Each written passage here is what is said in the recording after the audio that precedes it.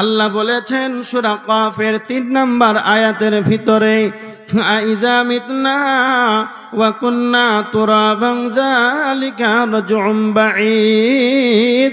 আল্লাহ বলেছেন কাফেরদের ধারণা আমরা যখন মরে যাব, পচে যাব, গলে যাব, আর হাড্ডিগুলো যখন মাটির সঙ্গে মিশে যাবে, তো কাফেরদের ধারণা আমাদেরকে আবার আল্লাহ পুনরুজ্জীবিত করবেন, এটা যেন কাফেরদের ধারণা। কিন্তু মনে রাখবেন আল্লাহ বলছেন তুমি যেখানেই থাকো না তো কেন, তোমার যেই মাটিতে যে কোনো অংশ তোমার পড়ে থাকবে না কেন, আমি তোমার সমস্ত জিনিসকে আমি আবার নতুন ভাবে তোমাকে বানাবো, এতটা ক্ষমতা রয়েছে। আল্লাহ বলছেন আআনতুম আশাদ্দু খালকান আমিস সামাউ বানাহা। আল্লাহ বলছেন তোমরা কি ভাবো না, তোমরা কি একবার আসমানের দিকে তাকাও, আমি আল্লাহ বিনা খুঁটি খাম্বা ছাড়া এত সুন্দর সপ্তম আসমান জমিনকে, এত সুন্দর আসমানকে আমি সুন্দরভাবে একবারে রেখেছি, কোনো খুঁটি নাই, খাম্বা নাই। তো তোমরা বলো তোমাদেরকে সৃষ্টি করাটা এটা বড় জটিল ব্যাপার না? আসমানটা আমি রব যেমন আসমানকে বানাতে পেরেছি, আর তোমাকে যেমন আমি নাপাক পানি থেকে, বীর্য থেকে, শুক্রাণু থেকে আমি যেমন তোমাকে পানি থেকে দুনিয়াতে আনতে পেরেছি, তোমার একটা দিন গিয়েছে তোমার পরিচয় বলে তোমার কিছুই ছিল না। হাল আতা আলাল ইনসানি হিনুম মিনাদ দাহরি লাম ইয়াকুন শাইয়্যাম মাযকুরা। আল্লাহ বলছেন বান্দারে তোমাদের এমন একটা সবার সময় যেন অতিবাহিত হয়েছিল, সেই সময় তোমাকে কেউ চিনত না, সেই সময় তোমাকে কেউ জানতো না। আমি রব তোমাকে আমি অনস্তিত্ব থেকে আমি তোমাকে অস্তিত্ব দিয়েছি, তোমরা ছিলে প্রাণহীন, তোমাদের কোনো প্রাণ ছিল না, আমি রব তোমাদেরকে অনস্তিত্ব থেকে অস্তিত্ব দিতে পেরেছি। নাপাক পানি থেকে আমি তোমাদেরকে বানিয়েছি, তার মানে আমি এত বড় ক্ষমতাবান রব। তোমরা কি তোমাদের জন্মসূত্র তোমরা কি লক্ষ্য করো না? ফালয়ানজুরিল ইনসানু মিম্মা খুলিক, প্রত্যেকের উচিত জানো ভাবা উচিত সে কি বস্তু থেকে সৃষ্টি হয়েছে। তো আমার আল্লাহ বলছেন ইন্না খালাকনাল ইনসানা মিন নুতফা। আল্লাহ বলছেন আমি মানুষকে শুক্রাণু থেকে সৃষ্টি করেছি। আমার বলা বাহুল্য কথা এতটুকু, আল্লাহ আমাদেরকে শুক্রাণু থেকে, নাপাক পানি থেকে, এত সুন্দর দেহকে অনস্তিত্ব থেকে অস্তিত্ব দিয়েছেন। আল্লাহ আমাদেরকে মারবেন, তো আমার আল্লাহ বলছেন বান্দারে আবার তোমাদেরকে আমি জীবিত করব। এটা কিন্তু কাফেরা জীবনে বিশ্বাস করতে পারে না। যারা ঈমান নাই, যারা মুসলমান নয়, যারা কাফের, এরা অস্বীকার করে যে আমরা মরে যাব, পচে যাব, আমাদের হাড্ডিগুলো যেন মাটির সঙ্গে মিশে যাবে, আর আল্লাহ আমাদেরকে পুনরুজ্জীবিত করা হবে না, এইভাবে তারা যেন অস্বীকার করে। তা আমার আল্লাহ বলছেন সূরা আল মুমিনুনের 115 নম্বর আয়াত, আফহাসিবতুম আন্নামা খালাকনাকুম আবাসা ওয়া আন্নাকুম ইলাইনা লা তুরজাউন ওয়া আন্নাকুম ইলাইনা লা তুরজাউন। আল্লাহ বলছেন বান্দারে তোমরা কি ভেবেছ যে তোমাদেরকে আর যেন ফিরে আসতে হবে না? তোমরা কি এটাই ভেবেছ? আল্লাহ বলছেন ইন্না ইলাইনা ইয়াবাহুম সুম্মা ইন্না আলাইনা হিসাবাহুম। তোমাদেরকে আমার নিকটে আসতেই হবে আর হিসাব দিতেই হবে।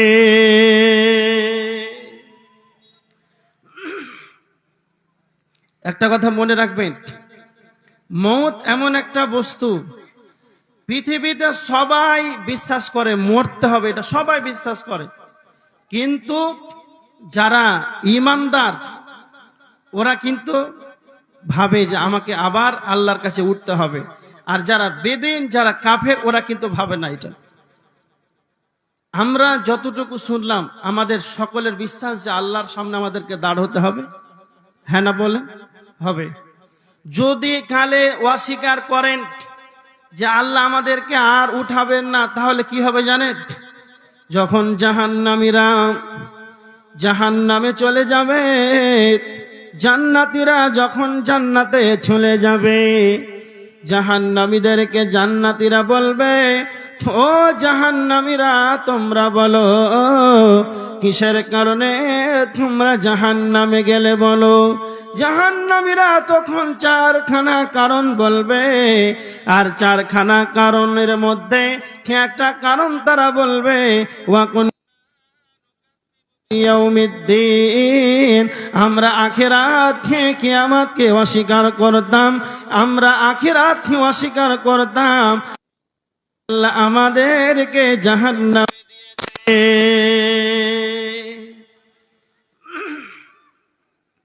যারা আখিরাতকে অস্বীকার করবে, কিয়ামত হবে যারা, এগুলোকে অস্বীকার করবে, এই কারণে জাহান্নামে চলে যাবে। আচ্ছা, আপনাদেরকে কয়েকটা প্রশ্ন করছি, আমার দিকে দেখেন। এক মুসলমান অপর মুসলমানের কয়টা হক কে বলতে পারবে? তাড়াতাড়ি বলে। কয়টা? 5টা। আর কেউ বলবেন? সহিহ উত্তর, হাদিস আছে 5টাও আছে, 6টাও আছে। মুসলিম শরীফের 5544 নম্বর হাদিস, আল্লাহ রসুল বলেছেন হাক্কুল মুসলিম আলাল মুসলিম সিত্তুন, এক মুসলমান অপর মুসলমানের 6টা হক, 5টাও অন্য হাদিসে আছে। আচ্ছা, আপনারা বলেন, কেউ যদি জানাজার সালাতে যায় তাহলে কতটুকু নেকি দেওয়া হবে জানেন আপনারা? কয় কিরাত? কেউ জানে না? 1 কিরাত। যদি দাফন কমপ্লিট করেন 2 কিরাত, তো 2 কিরাত সমান কতটুকু নাকি? 2 উহুদ পাহাড়। সুবহানাল্লাহ। এবার আমার দিকে দেখেন, এক মুসলমান অপর মুসলমানের 6টা হক, তার ভেতরে একটা হলো ওয়াইদা মাতা ফাত্তাবিউহ, দাফন জানাজায় অংশগ্রহণ করা, এটা হচ্ছে একটা হক, তার মানে ওখানে যেতে হবে, এটা হচ্ছে ফারজে কিফায়া। আর আপনি যদি 2 উহুদ পাহাড় নেকি পাবেন যদি জানাজার সালাত আদায় করেন, আর আপনি যাবেন মরা লাশকে মাটি দিতে, আপনি 2 কিরাত নেকির অধিকারী হয়ে গেলেন। কত বড় একটা অফার। আর কেন যেতে বলা হয়েছে কবরস্থানে? একজন খুব দার্শনিক জ্ঞানী ব্যক্তি বলেছেন কেন। একজন দার্শনিক বলেছেন কবরস্থানে যাও, কবরস্থানে যাওয়ার পর এমন একটি জায়গা, সেই জায়গাতে মানুষ যখন কবরস্থানে যাবে সেই জায়গাটা হলো শিক্ষাঙ্গন। কবরস্থানটা পৃথিবীর বুকে স্কুল কলেজ ইউনিভার্সিটি আছে, মাদ্রাসা আছে, এইগুলোতে যেমন ছাত্ররা শিক্ষা নেয়, অনুরূপ কবরস্থানটা হলো শিক্ষাঙ্গন। সেই জায়গাতে মানুষ শিক্ষা নেবে। তাহলে কবরস্থানে গিয়ে কারা শিক্ষা নেবে? যাদের বিবেক আছে, যাদের চেতনা আছে, যাদের জ্ঞান আছে, যাদের মানুষত্বর জ্ঞান আছে, তারা কবরস্থানে গিয়ে যেন সেখানে শিক্ষা নেবে। কে শিক্ষা নেবে? ধরেন আপনার আত্মীয় মারা গেল, আপনার নিজের পিতা মাতা, নিজের আত্মীয় স্বজন মারা গেল, নিজের বন্ধুটা মারা গেল, নিজ হাতে সুন্দর করে কুলের পাতা এনে, বোরের পাতা এনে সুন্দর করে গরম পানি করে দিলেন, আর আপনার বন্ধুকে নিজ হাতে যেন মরা লাশটাকে যেন আপনি গোসল দিতে আরম্ভ করলেন। নিজ হাতে গোসল দিলেন, সুন্দর করে কাফন পরিয়ে দিলেন, নিজ বন্ধুর জানাজার খাটে যখন রেখে দিলেন, নিজের কাঁধে বহন করে কবরস্থানে নিয়ে গেলেন। কবরস্থানে যখন চলে গেলেন, জানাজার খাটটাকে সামনে রেখে পৃথিবীর শেষ সমাপনী তাকে বিদায় জানিয়ে দিলেন। আল্লাহু আকবার বলে তাকে দুনিয়ার সমাপনী দিয়ে দিলেন। জানাজার খাটটাকে সামনে রেখে সালাত আরম্ভ করে দিলেন। এবার জানাজার যখন সালাত শেষ হয়ে গেল, নিজের বন্ধুকে, সেই মরা লাশকে নিজ হাতে ধরে কবরস্থ করে দিলেন, কবর রেখে দিলেন। আমি এতগুলো কথা কেন বললাম? আমার বলা বাহুল্য কথা এতটুকু, একজন মৃত্যু ব্যক্তিকে নিজে বরের পাতা গরম পানি করে নিজ হাতে গোসল দিয়ে নিজ হাতে কাপড়টাকে পরিধান করে দিলেন, নিজে কাঁধে বহন করে কবরস্থানে নিয়ে গেলেন। আর কবরস্থানে যাওয়ার পর সামনে রেখে জানাজার সালাতটাকে আদায় করে দিলেন। নিজ হাতে যেন তার মৃত ব্যক্তিকে যেন আপনি কবরস্থ করে দিলেন। এরপরে যদি আপনার বিবেকটা যদি খুলে না আসে, এরপরে যদি আপনার বিবেকটা না খুলে আসে, এরপরে যদি আপনার বিবেকটা না খুলে আসে, এইভাবে একদিন আমাকেও একদিন কবরস্থ হয়ে যেতে হবে। এইভাবে একদিন আমাকে কবরস্থানে আমাকে আমার বন্ধুরা, আমার আত্মীয় স্বজন আমাকে গোসল দিয়ে আমাকে অন্যর কাঁধে চেপে একদিন কবরস্থ হয়ে যেতে হবে। এই জ্ঞানটা যদি না হয়, তাহলে পৃথিবীর বুকে কোনো স্কুল নাই, কলেজ নাই, মাদ্রাসা নাই, ইউনিভার্সিটি নাই যে মরতে হবে আর মরার জ্ঞানটা আপনাকে ভরে দেবে। এইরকম কোন পৃথিবীতে ভার্সিটি নাই। যেমন আপনি নিজ হাতে গোসল দিবেন, জানাজা আদায় করবেন, কবরস্থানে যাবেন আর জানাজার সালাত আদায় করবেন, আর নিজ হাতে যখন কবরস্থ করবেন তখন আপনার জন্য মরণ বলে স্মরণ হবে। এটা একটা শিক্ষা নেওয়ার জায়গা। আচ্ছা, আপনারা আমার সামনে যতজন আছেন একটু আমার দিকে তাকান। একটু নিজ হাতে মৃত্যু লাশকে, মৃত্যু ব্যক্তিকে গোসল দিয়েছেন, একজন হাত তুলেন তো। কেউ নাই? মাশাআল্লাহ, অনেকে আছেন।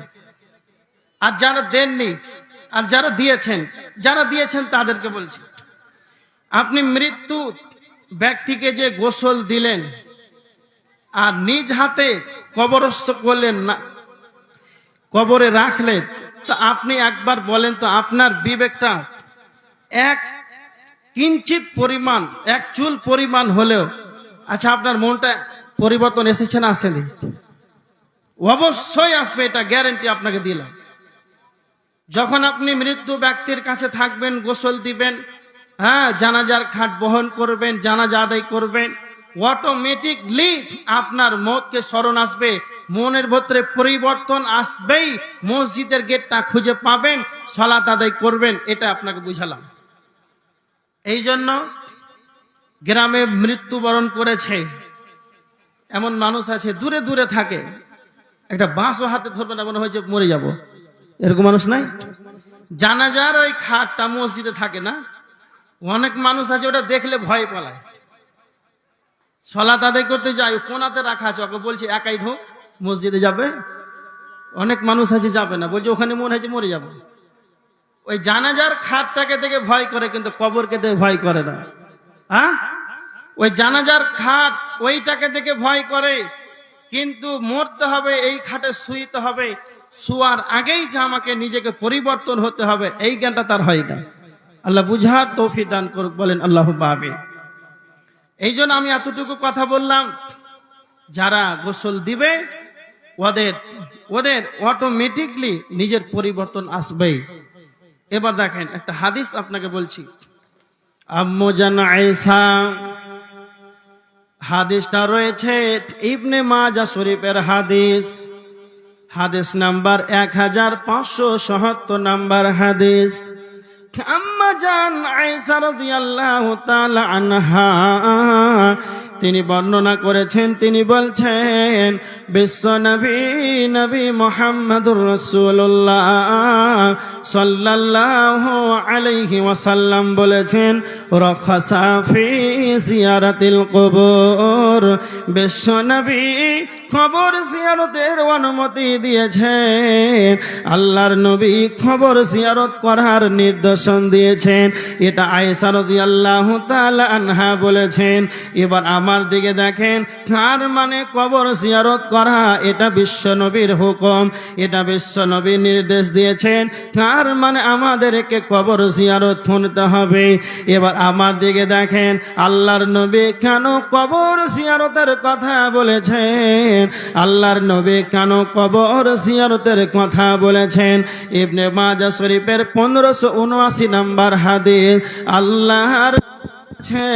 আল্লাহর নবী বলেছেন, হযরতে আবু হুরায়রা সবচাইতে বিখ্যাত সাহাবী, তার নাম হযরতে আবু হুরায়রা, সবচাইতে বেশি হাদিস বর্ণনা করেছে তিনি হলেন হযরতে আবু হুরায়রা। এমন একজন বিখ্যাত সাহাবী, তিনি বর্ণনা করেছেন বিশ্বনবী নবী মুহাম্মদুর রাসূলুল্লাহ সাল্লাল্লাহু আলাইহি ওয়াসাল্লাম বলেছেন, জুরুল কুবুরা, তোমরা কবর জিয়ারত করো। আল্লাহর নবী কবর জিয়ারতের কথা বলেছেন। কেন কেন কেন বিশ্বনবী কেন কবর জিয়ারতের কথা বলেছেন? আল্লাহর নবী বলেছেন, ফা ইন্নাহা তুযাক্কিরুকুমুল আখিরা, যখন তোমরা কবর জিয়ারত করবে, যখন তোমরা কবরের কাছে যাবে, তখন তোমাদের আখিরাতকে বলে স্মরণ আসবে, তোমাদের পরকাল বলে মনে পড়বে। এই কারণে আল্লাহর নবী বলেছেন, যাও যাও তোমরা কবরের স্থানে যাও, কবর জিয়ারত করো। আর ইবনে মাজাহ শরীফের 1572 নম্বর হাদিস, আল্লাহর নবী বলেছেন, যাও তোমরা কবর জিয়ারত করো।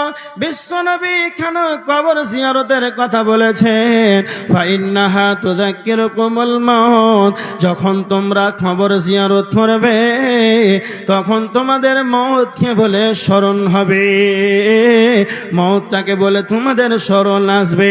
এজন্য বিশ্ব নবী বলেছেন, যাও কবর জিয়ারত করো, কবরস্থানে যাও, বলো আসসালামু আলাইকুম আহলাদ দিয়ার মিনাল মুমিনিনা ওয়াল মুসলিমিনা ওয়া ইন্না ইনশাআল্লাহু লাকুম লাহিকুনা নাসআলুল্লাহ লানা ওয়া লাকুমুল আফিয়া।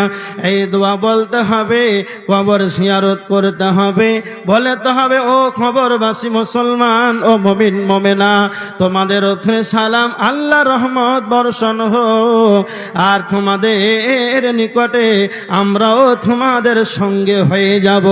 এইভাবে কবর জিয়ারত করতে হবে। এই দোয়া বলে যখন আপনি কবরস্থানে যাবেন, কবর জিয়ারত করবেন, তখন মওতকে আপনার স্মরণ হবে, মওতকে বলে আপনার স্মরণ হবে। এই জন্য আল্লাহ রাসূল সাল্লাল্লাহু আলাইহি ওয়াসাল্লাম কবর জিয়ারতের কথা বলেছেন। যতজন আছেন আমার সম্মুখে, কয়জন কবর জিয়ারত করেছেন? একজন হাত তুলেন তো। ফেসে গেল, সব ফেসে গেল। জিজ্ঞাসা করাটাই মনে হচ্ছে ভুল হয়েছে। হ্যাঁ, বাপ নাই, দুনিয়া ছেড়ে চলে গিয়েছে, 20 বছর হয়ে গেল। আম্মা জান নাই, কবরে আজ শুয়ে আছে আজ 10 বছর থেকে। সন্তানটাকে 2.5 বছর বুকে দুধ খাইয়েছে, হ্যাঁ 10 মাস ধরে গর্ভে ধারণ করেছে, এত কষ্ট করে মা।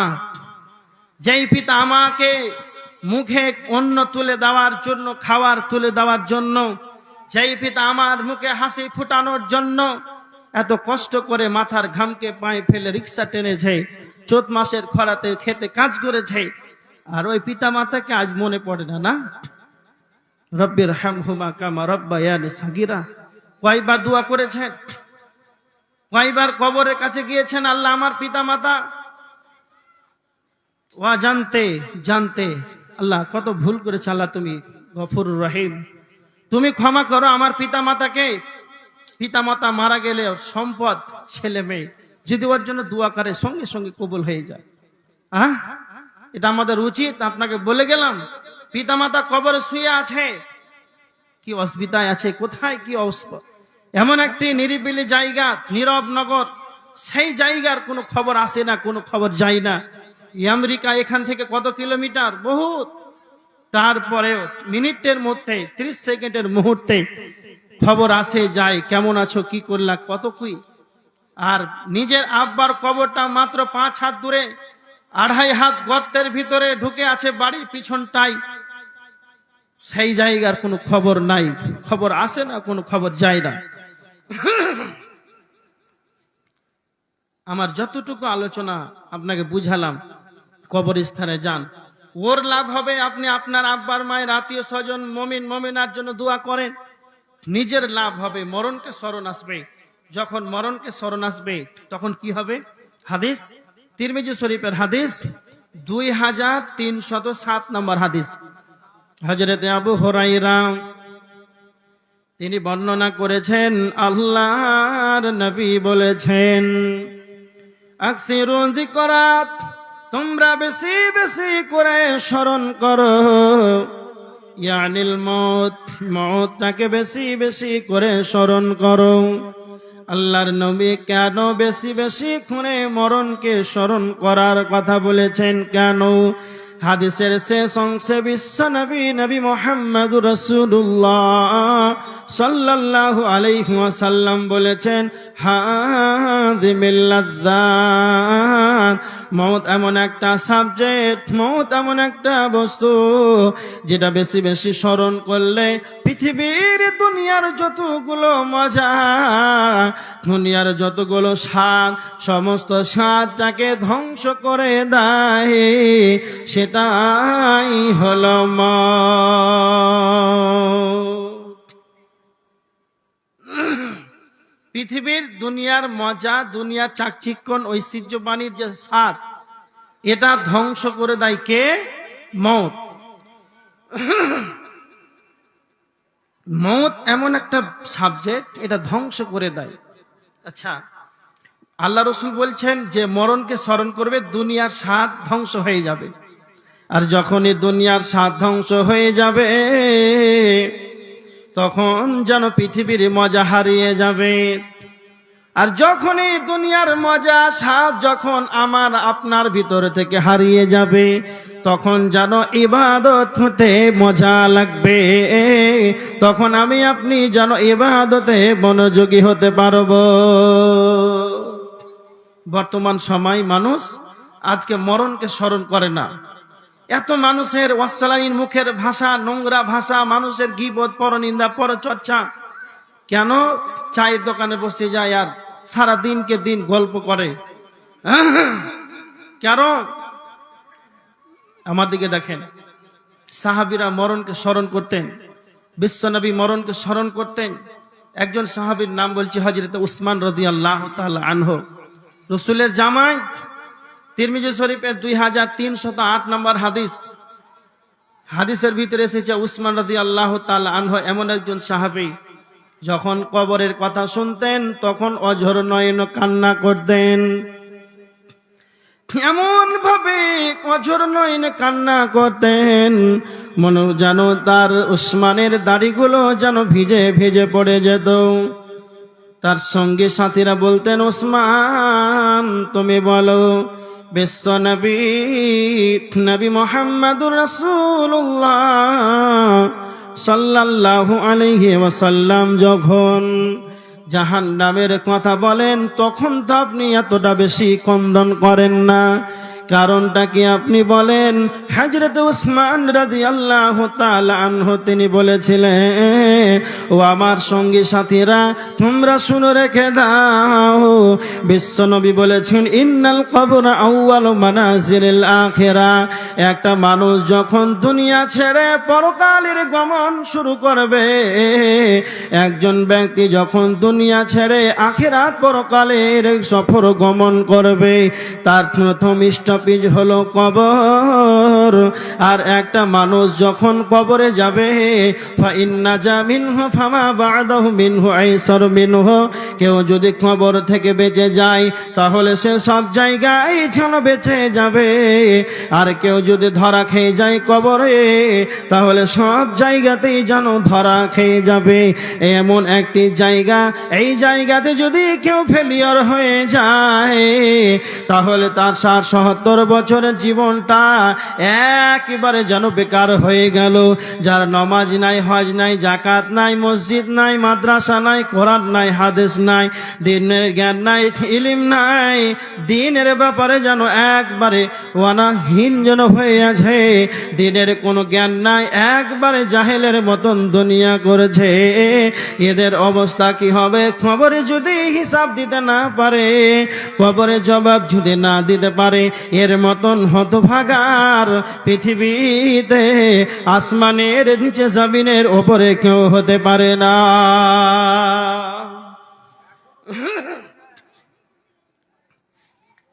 আমার দিকে দেখেন, আমরা মরণকে স্মরণ করি না। মাইক ম্যান, ওখানে একটা মাইক দেবো নাকি? এত কথা কেন ওখানে? এত ওখানে আলোচনা কেনেছে?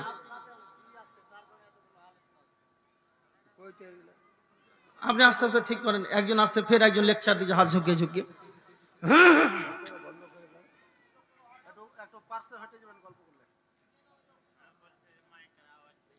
সব সময় তো আওয়াজই হয় না, তো কি হচ্ছে এখন থেকে?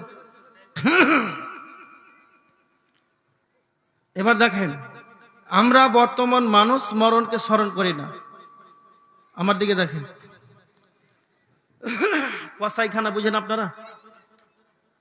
কসাইখানা বুঝেন? মাংস বিক্রি করে, হ্যাঁ? আচ্ছা, বর্তমান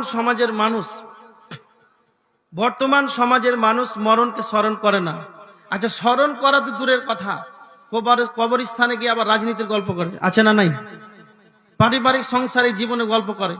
ওর ছেলেটা 2035-এ চাকরি পাবে, MBBS পাবে কিনা আল্লাহ ভালো জানে, যে বর্তমান যুগ চলছে। আর কবরস্থানে গিয়ে বলছে আমার ছেলেটা ব্যাঙ্গালোরে ভর্তি আছে। আর কত যে ইমানদার মানুষ ব্যাঙ্গালোরে 4 লাখ টাকা দিয়ে ভর্তি করেছে, ওর ছেলেকে 3 বছর থাকবে। আর এত অহংকারের সঙ্গে কবরস্থানে যেখানে সেখানে চায়ের দোকানে গল্প করছে আমার ছেলেটা চাকরি পাবে। আর কি হয়েছে জানেন? বাস্তব কথা বলে দিই, আমাদের সঙ্গে পড়তো ছেলেগুলা, তো আমরা গেলাম মাদ্রাসায় পড়তে, আর ওরা গেল মিশন, আলামিন গেল, ব্যাঙ্গালোর গেল, কত ভ্যালোর গেল। কেন গেল? যে ওরা MBBS হবে, ডক্টর হবে, ওদের সম্মান বেশি না? আর সত্য কথা বলছি, যারা ব্যাঙ্গালোরে 4 লাখ টাকা দিয়ে পাঠিয়েছে, কি অবস্থা জানেন? 15,000 টাকা মাস ওকে বোম্বাই থাকতে হবে, নাহলে দিল্লিতে থাকতে হবে, নাহলে ব্যাঙ্গালোর থাকতে হবে। 18,000 টাকা মাস, 8,000 টাকা নিজের খরচা, 10,000 টাকা টিকছে। আর যারা কেরালাতে কাজ করছে, জীবনে ওয়া জানে না, ও 30,000 টাকা মাস বাড়িতে ঢুকাচ্ছে, 10,000 খরচা করছে। এরকম আছে না নাই? আশ্চর্য ব্যাপার। আর ওর বাপ অহংকার করে করে মনে হচ্ছে কবরস্থানকে মনে হচ্ছে মাইক লাগাতে হবে, কাউকে বাদ ফেলে না যে আমার বেটা ব্যাঙ্গালোরে পড়ছে, আহা ওর ছেলেটা কখন চাকরি পাবে। এইগুলো গল্প হয় না আপনাদেরকে দিকে? না হয়। এরা মানুষ না পশু? মানুষ না, এরা মানুষের মতন দেখতে মানুষ, কিন্তু এদের বিবেক বুদ্ধি সব পশুর মতন। আপনাকে বলছি, এদিকে দেখেন, কসাইখানা আপনারা চিনেন না? মাংস বিক্রি করে। আচ্ছা, এই জলসাতে আপনাদের কমিটি মাংস ক্রয় করবে বক্তাদের জন্য, মেহমানদের জন্য, আরো অন্যান্যদের জন্য। তো বলছে লাগবে কত? না তো 5 কিলো। তো আপনাদের জালসার ক্যাশিয়ার গিয়েছে মাংস ক্রয় করতে, আর আছে মাংস মাত্র 2 কিলো। কয় কিলো? 2 কিলো মাংস আছে, অত হবে জলসা দিন। আর কসাইখানাতে আর অন্যান্য ছাগল, খাসি বাঁধা থাকে না? থাকে না? পাতা দেওয়া থাকে না? থাকে না? পাতা দেয়, খাবার দেয়, খাচ্ছে। আর ক্যাশিয়ার গিয়ে বলছে 2 কিলো মাংসতে আমাদের জলসার ব্যাপারটা হবে না, তো আমাকে 5 কিলো দেন। ওই যে খাসিটা বাঁধা আছে, একবার হিষ্টপুষ্ট হয়ে আছে, খুব সুন্দর, হ্যাঁ, ওর মাংসটা খুব তাজা, দেখতে যেমন, খেতে মনে হয় সুস্বাদু হবে। তো বলছে ওই মাংসটা আমাকে, ওই খাসিটা কেটে দেন। আচ্ছা বলেন, ওর দাম দর চলছে, আর তখনও সে কাঁঠাল পাতা খায় না? খায় না? হ্যাঁ না বলেন? খাই। মাত্র 30 সেকেন্ড পর ওর গলাতে ছুরি চলবে, তখন সে কাঁঠাল পাতা খায় না? খায় না? হ্যাঁ, খাই। মাত্র 10 সেকেন্ড বাকি, টাকা গোনা হয়ে গেল, আর ছুরিটা বের করছে, তখনও কাঁঠাল পাতা খাই। কেন খাই বলেন তো? কেন খাই? ও পশু, ও পশু, ও জানে না। ও পশু, ওর মানুষত্বের জ্ঞান নাই যে আমাকে মরতে হবে কিছুক্ষণ পর, ওই জন্য সে তখনও কাঁঠাল পাতা খায়। আচ্ছা বলেন, ও পশু, ও জানে না যে আমাকে কিছুক্ষণ পর আমার গলার উপরে ছুরি চলবে, আমাকে মরতে হবে, তখনও সে খাই দেয়, কোনো জ্ঞান নাই দুনিয়ার। আর বর্তমান সমাজের মানুষ একজনকে কবরস্থ করে দিল, নিজ হাতে 3 মুষ্টি মাটি দিল, তারপরে আচ্ছা বলেন তো, তারপরে তার পার্শ্ববর্তী কবরটা ওর আমার আপনার হবে, এর কোনো গ্যারান্টি আছে? ওকে যে আপনি মাটি দিলেন, তারপরে যে আমাকে এই কবরস্থ হয়ে যেতে হবে, এর কোনো গ্যারান্টি আছে বলেন? তারপরে মানুষ দাঁত মেলে হ্যাঁ হ্যাঁ করে গল্প কি করে করে। তার মানে ও খাসি যেমন মানুষত্বর জ্ঞান নাই, পশু ওরকম ও কোন একই। আচ্ছা আপনারা বলে, একটা কথা বলি, 2 জন ছেলেকে ধরে নিয়ে আনে, তাদের 2 জনকে ফাঁসির কাস্টে ঝুলানো হবে। একজনকে ফাঁসির কাস্টে ঝুলিয়ে দেওয়া হলো, সে ঝুলছে, কিছুক্ষণ পর মারা গেল। আর একজন আছে, ওকে বলা হয়েছে তোমার মাত্র 5 মিনিট পর, 10 মিনিট পর। আচ্ছা একজনকে রাখা হলো 12-15 বছরের ছেলে, ওকে বলা হলো বাপ তোমার মাত্র 15 মিনিট পর। আচ্ছা এই যে ওকে 15 মিনিট সময় দিলেন, আর 15 মিনিট সময় দেওয়ার পর ওকে বলছেন আমেরিকা থেকে একটা পাউরুটি নিয়ে আসলেন, কাশ্মীর থেকে খুব সুন্দর সুস্বাদু আপেল ওকে দেন, আর বলছে তুই খাবে। সৌদি থেকে আজও খেজুর খাবে। চাইনা থেকে 5G মোবাইল বল, ফ্রি ফায়ার খেলবে। কেন বলেন তো? মাত্র 10 মিনিট। ওর মাথায় কি কাজ করছে? মাত্র 10 মিনিট, দুনিয়ার কিছু ভালো লাগবে তখন? আচ্ছা বলেন, ওর মাত্র 10 মিনিট, মাত্র 15 মিনিট, অনেকটা অনেক বেশি, তারপর আগে দুনিয়ার কিছু ভালো লাগে না। আচ্ছা আমাকে যে দুনিয়াটা খুব ভালো লাগছে, খুব মজা লাগছে, স্বাদ লাগছে, আমার আপনার 1 মিনিট 30 সেকেন্ডের গ্যারান্টি আছে? আমার সম্মুখে আমাকে সচক্ষে তাকিয়ে 2 চোখ উঁচু করে তাকিয়ে আছেন, আলোচনা শ্রবণ করছেন, আব্দুল কাইয়ুম আলোচনা করছে, আবার পিছন ফিরে বাড়ি যাবার কোনো গ্যারান্টি আছে? তারপর দুনিয়াটা এত মজা, দুনিয়ার এত স্বাদ, দুনিয়ার এত মজা, আহা এটাও এত ভালো লাগছে, আপনাকে মনে হয় বুঝাতে পারি না। ওর মাত্র 10 মিনিট, তাকে দুনিয়ার কোনো খাবার ভালো লাগে না। আমার আপনার যা 10টা 5টা 1 সেকেন্ডের কোনো গ্যারান্টি নাই, আমাকে আপনাকে দুনিয়া আঁকড়ে ধরছে, আরো যেন দুনিয়া ভালো লাগছে। তার মানে আপনাকে বুঝে নিতে হবে। এজন্য ইমাম নববী রাহিমাহুল্লাহ বলেছেন, মানুষ যখন ভুলে যায় মরণকে, তখন আরো দুনিয়াকে আঁকড়ে ধরে।